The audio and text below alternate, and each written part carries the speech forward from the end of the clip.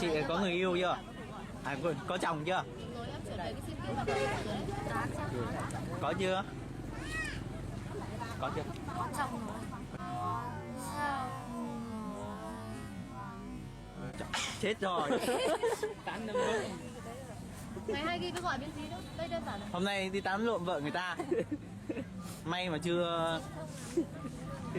chưa bắt nhá. Vâng, hello, xin chào tất cả các bạn. Hiện tại thì mình đã có mặt tại chợ Phong Niên. Thì hôm nay bọn mình sẽ làm cái thử thách cái clip mà các bạn kêu là bọn mình sẽ làm cái thử thách tán gái nha các bạn. Tại cái chợ này luôn. Cảm ơn các bạn theo dõi bọn mình nhá. Anh này đi tán gái rồi các bạn nha.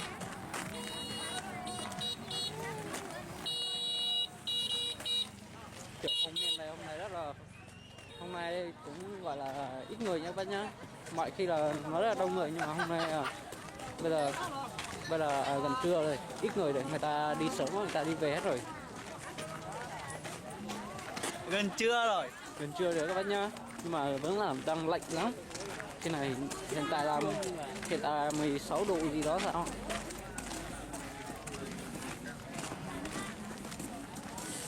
Lạnh nhất. Đi mò xem có em nào xinh xinh thì mình tắm cho máy bắt xem nhá. Cái gì 10.000 ba thứ.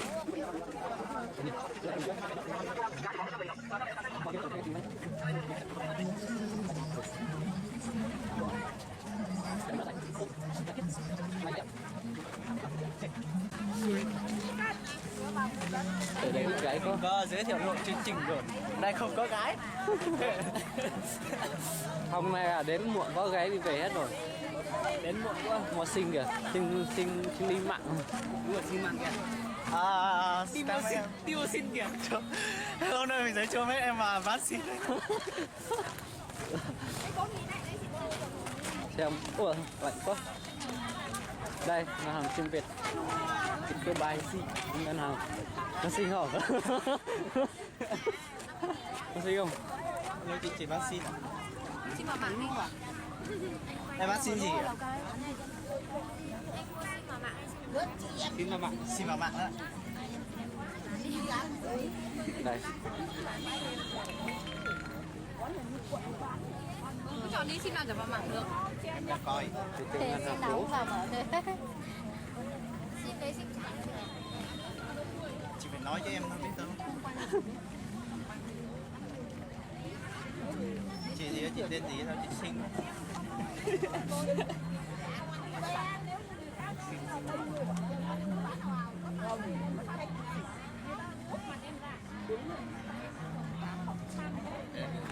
Hả? Chị cho em xin tên, chị tên gì chị ơi? Chị đó. Có chồng chưa? 50.000 à chị ơi? Vâng, 50.000 đấy. Hỏi thôi, mua xin thì phải hỏi chứ. Mua chứ. Mua cái này.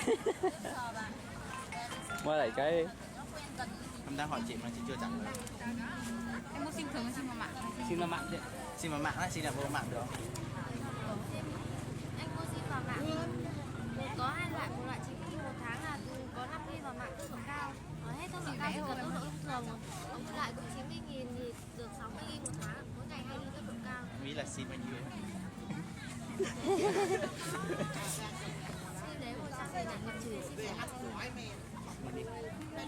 Sim đấy là sim vào mạng 60.000 1 tháng ạ, 2.000 là gọi nhập trừ. Nghĩa là mình cứ phải nạp tiền vào. Nặng chứ. Nặng. Thế thì cứ gọi nội mạng. Chị ơi, có 50.000 rồi chị ơi. Thành công chưa? Đâu qua đây bạn xin. Anh thích bán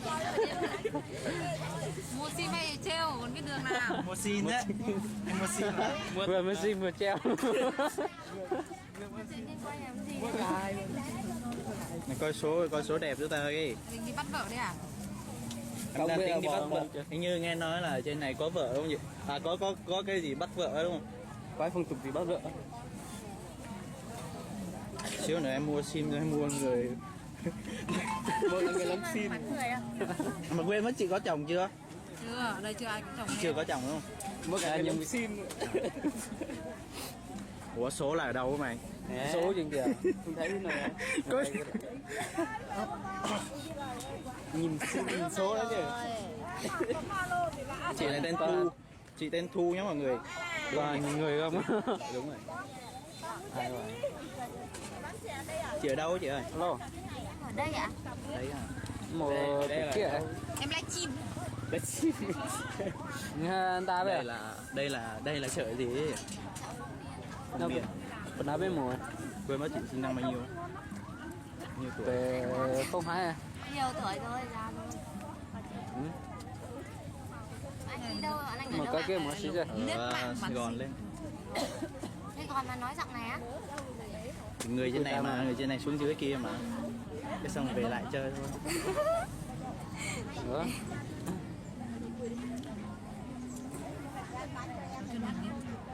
Đến cái thiết bị đấu của em đi.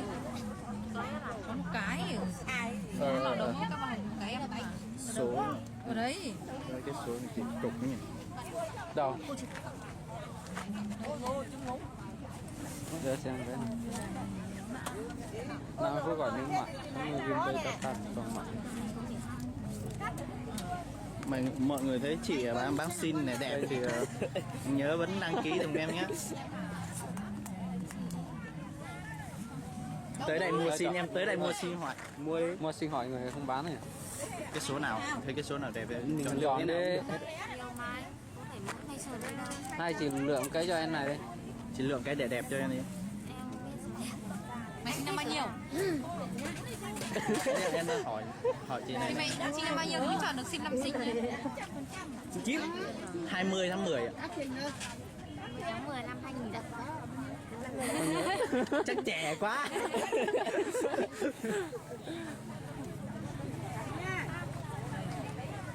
Chị cho em trẻ. Mai tháng 10. Đâu? Cái đẹp. Mua gì đi chị ơi? Người nào phát sim ạ?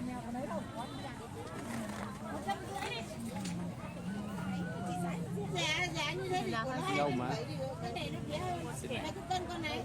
Năm bao nhiêu? Xin bao nhiêu? Hả? Xin bao nhiêu? Xin này không phải xin mật mã sao? Phải. Xin này phải xin vào mạng không chị? Nó đã chị mua đã có chức năng gọi nhưng mà nếu mà đăng ký vào mạng thì là em làm được gia hạn thì là chị đã Đấy, ý là vẫn vô được đúng không? Rồi, xin mà chả vô được ấy. Mình đăng ký là vô được hết.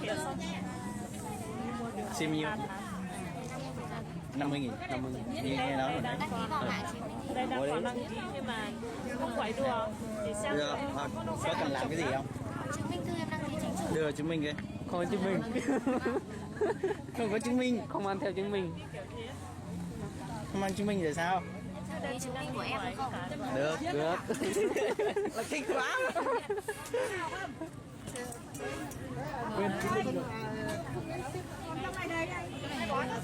Em là bán xin rất là xinh đẹp luôn nhá mọi người.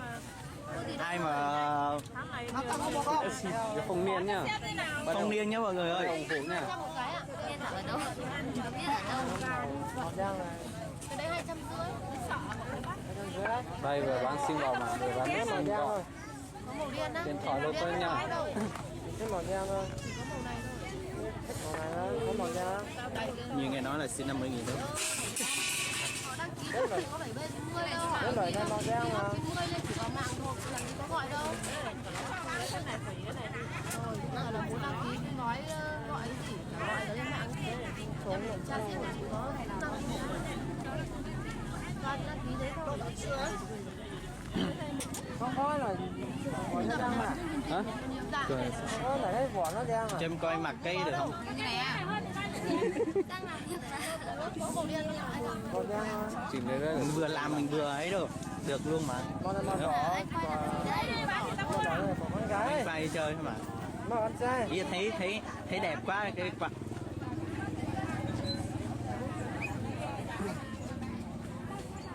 Nó là rồi. Tài khoản của chị còn 8.022 đồng, nạp bao tiền đâu? 150 làm một đợt.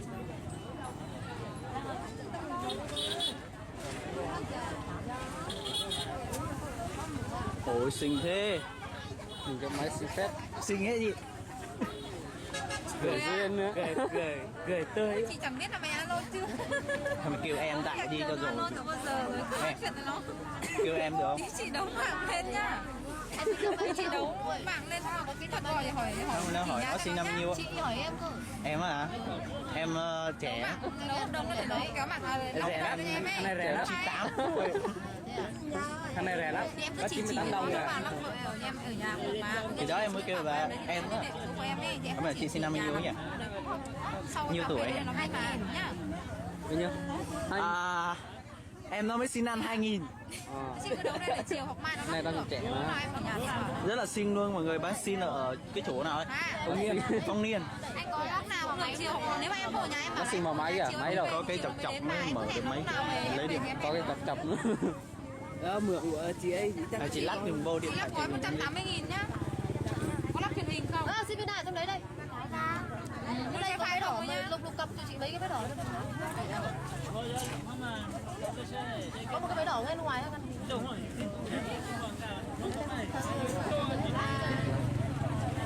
Cho em lấy cái mặt chị á.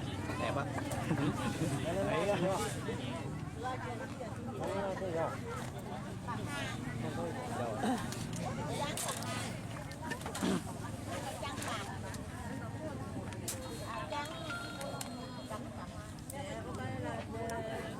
Lên sắc sắc.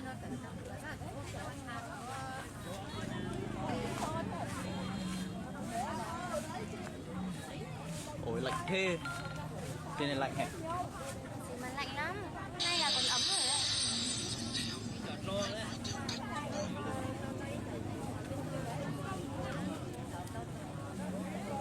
Anh quay chỗ khác đi, cứ gì mà Cho Thế em cái xin xíu. cho cái mặt xíu.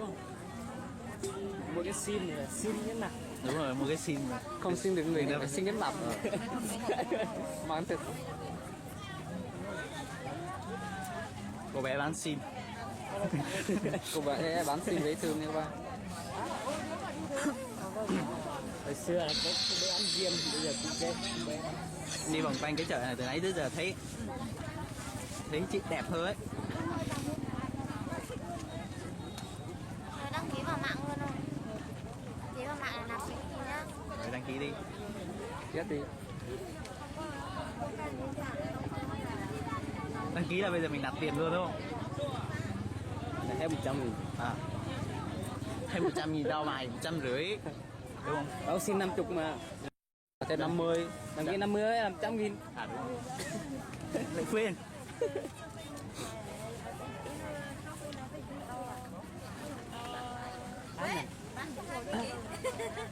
Bắn là em mang về. Nạp luôn em mang về. 500 kìa. Đấy, 150 rồi. Người này đưa 50 rồi. Chưa đưa.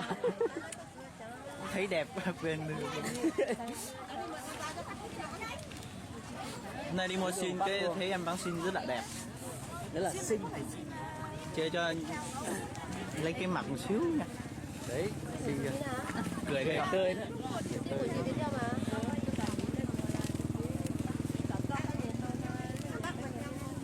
Nạp luôn à?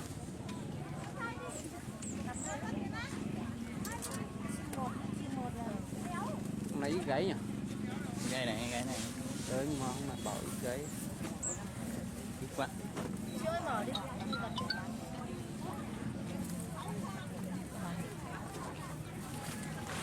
Chợ cũng đông mà. Ít trời cũng đông mà ít gáy.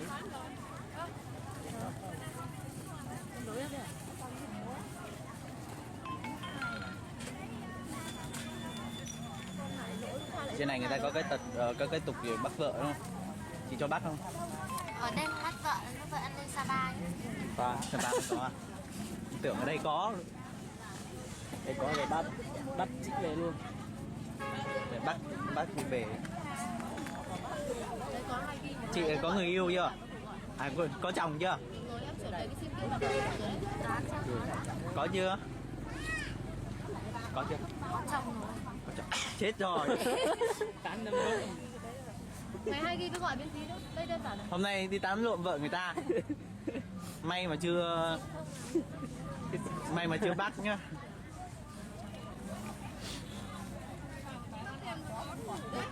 Lại ở chỗ này có đi ra không? Nào xe vào lại lại. Quay đi. Quay đi.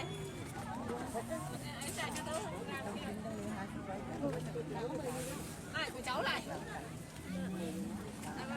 Bà đi đâu đấy? Trứng gì to. Trứng gì to hết. Trứng nóng à? Trứng gà đấy em. Trứng gà. Trứng cả. Gà Quê em to không đấy. có loài gà to như thế. Trứng này trứng nóng thôi. Không, ở đây gần Gần Trung đùa Quốc à? mấy người ta mới nhập từ bên Trung Quốc về. Hay là trứng cúc. Trứng cúc.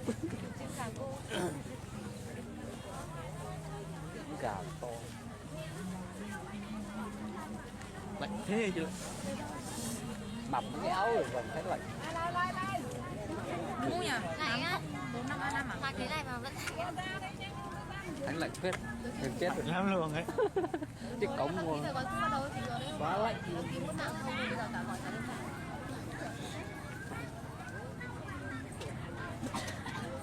Tháng sau là mang đến đăng ký cho phòng lấy tiền thôi, đăng ký hộ thôi mà. Nhá chính ạ. Nhắc lại cho bà đi ra đi. Hôm nay ngày bao nhiêu à? Hôm nay ngày bao nhiêu ấy? Ngày 3. Hôm Ngày 3 là tới 23 tháng sau là mới đúng 1 tháng đúng không? Đó.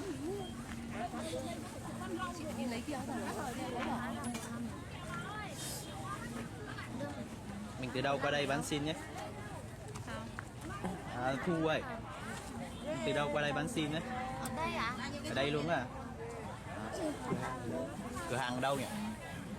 Cửa hàng đâu? Ngày nào cũng ra luôn á. Anh có ở đây suốt không? Ở đâu nhỉ? Để em một chút nha. Đừng có lâu cũng được, đứng đây. Để bao lâu cũng được. Thế này, thấy là hết muốn đi rồi.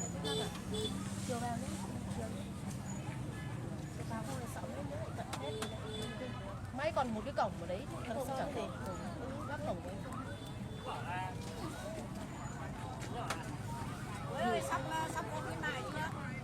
Chú, hôm nay tầm bạn này mua xin treo gái nha. Đây 3 nhân viên bắn xin rất là xinh đẹp đấy quá chứ.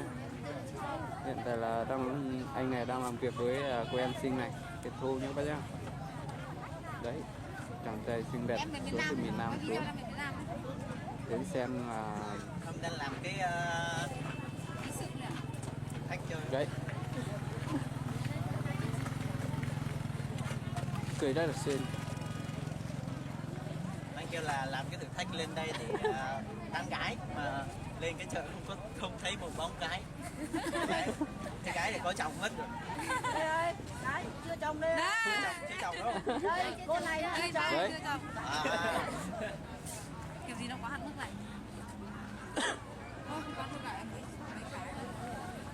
Chị chỉ đấu lên cái thứ 3 bắt nó hạn mức nó không cho đấu tiếp. Bao nhiêu mình rất là xinh đẹp. Anh này đang chờ này.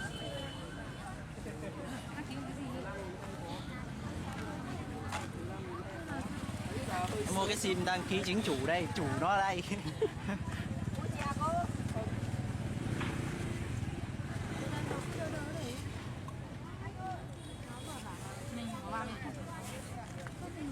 Đây là sim thường hay là sim kia? Thế rồi thì đang cập nhật với các cô đậu để sau. Các bạn ấy có thể là nó đợi. Chị nhìn thấy trưởng của em này. Thế là mình được ở đây lâu xíu rồi. Cái này, 3 cái 4 cái. Như cái sim nó không muốn đi mà mình cũng không muốn đi. Vì chủ nó ở đang đây mà đâu muốn đi á. Mức của chị chỉ đến 3 triệu năm vậy rồi. Nhưng mà nếu Có được chị đi em, đúng rồi. 6 7 cái một lúc luôn. tích cứ 3 4 cái là bắt đầu nó để hắn nước rồi nó bảo quá hạn Cấm đấy. xe vào chợ mà tầm này cấm xe vào chợ.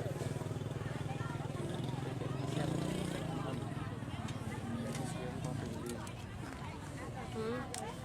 Sao của bây giờ nào? Thì con đây đi nào. Mình bán ở đây thôi, mình có đi đâu nữa không? Mình có đi đâu bán nữa không? Chị bán hàng lưu động thì Đi các chợ. Đi cắt chợ à? À thế em cũng đi cắt chợ này.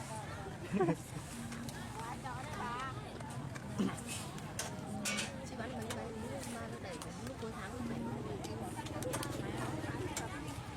Không, giờ đấy chị vẫn phải nhận từ bây giờ tháng nào nhận không? Chị đăng ký là 90 nhưng mà chị đang thử là xin xem là xin này được không?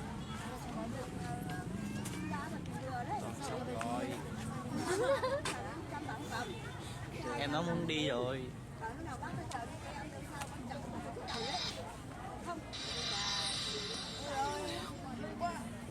Mà nói rằng mấy kiểu không khí Tết nhỉ? Bắt đầu ở đây em Mua từ bây giờ chợ rau cũng giải cứ như để giải đây.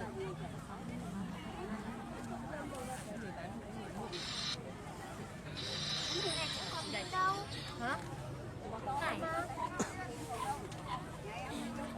Của em không còn à? này, cho cục này vào cục này. Sao mà lấy cái điện thoại mới nữa mà. Nghèo thế đấy em ạ. Có điện thoại mới mà nghèo chắc em cũng nghèo luôn. Em nghèo lắm rồi. Này, thu hộ mà tiền Nên điện làm chết cái không được thử thách bảy. thì 27.000. thử thách chơi mà. Tại đây trời ơi Con nhiều. hầm kia, sao vẫn được đây được con? Đây của chị mình ở đây cũng được, cái này Vina vẫn được. Khám phá Việt Bắc. Đây Bắc chưa? Không, khám phá Việt Bắc cả từ Bắc xuống Nam mà. Đấy, tại sao hủy yêu cầu của thuê bao này? Chưa đáp ứng một trong các điều kiện lần nào thế cái này thôi. Rồi, Ừ. lựa cái sim. Hôm nay nó bảo thằng thiếu cái gì cả, lần trước cái anh Sơn tra lên bảo là số không hợp lệ không trùng ấy. Nhưng đăng ký lên 1414 đều trùng với nhau hết, không có gì khác nhau cả. Bố láo rồi. Răng thôi. Không, chị trùng. Chưa được rồi, không được rồi. Hình như là không được. Em ghi nhận lắm 14. Nó là 90 mấy Ồ, đâu. xinh thế. Nhìn nãy giờ không thấy chán luôn đó. Nhìn cái máy còn xinh hơn nữa. Trời ơi. Chết mất rồi. Thôi. Mất cả hai vạch rồi. Sáng nay bên sẵn mất cả hai Lát xong mấy Không với tháng 9. ý là nó bảo là sẽ đợi trong cái lớp rồi nhận sau. Lấy cận. Xin 100.000 luôn. 150 à? Như nghe nói Chưa? tưởng là tưởng xin 100.000. Ở trong cái chỗ lối đi vào mà có số 3 nó còn người thẳng sẵn sẵn thế. Cảm ơn nhé. Cái cổng ngày xưa họ bỏ ra mà Cho nên lấy cận mặt chứ. chứ. Bây giờ em đấu cho khách hàng mới rồi. Dân xin thêm file rồi. Có khách hàng đông thì biết cái xưa mà. Gì đã? Anh em mình Nói lại đi. của họ Nói đấy. to xíu được không? Thu cuối. Thu cuối em. Thu cuối. Facebook của em này là tên là Thu cuối nhé mọi người. Ai mà thấy xinh á thì cứ kết bạn nhé. Nhưng mà không biết có chồng chưa? Chắc là chưa. Nhưng mà khách hàng đó nhả ra. Có chồng thì cũng tán được hết. Không sao đâu. Thôi nhé, bye bye chị nhé mọi người nhé. Bye. Vâng mọi người, và hôm nay thì clip của bọn mình đã kết thúc ở đây.